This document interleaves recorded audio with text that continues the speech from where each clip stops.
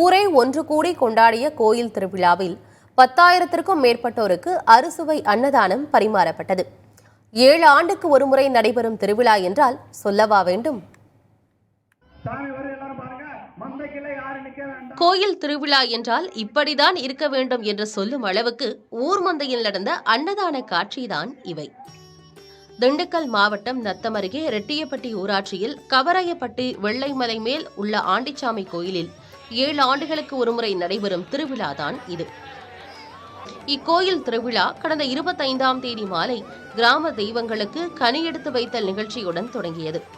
திருவிழாவின் முக்கிய நிகழ்வாக வெள்ளைமலை மேல் குடிக்கொண்டிருக்கும் ஆண்டிச்சாமி வேல்களை கொண்டு செல்லும் நிகழ்ச்சி நடைபெற்றது. தொடர்ந்து ஆண்டிச்சாமிக்கு சிறப்பு அபிஷேகம் மற்றும் தீப ஆராதனைகள் நடைபெற்றன. பின்னர் கிராம தெய்வங்கள் வீதி உலா வந்து உத்தரவு கொடுத்தல் நடந்தது.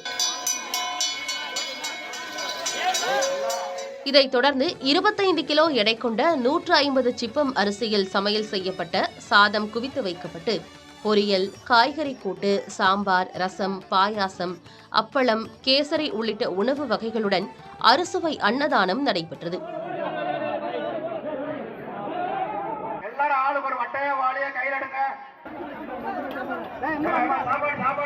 கோயில் அமைந்துள்ள மந்தையில் பக்தர்களை அமர வைத்து உணவு பரிமாறினர்.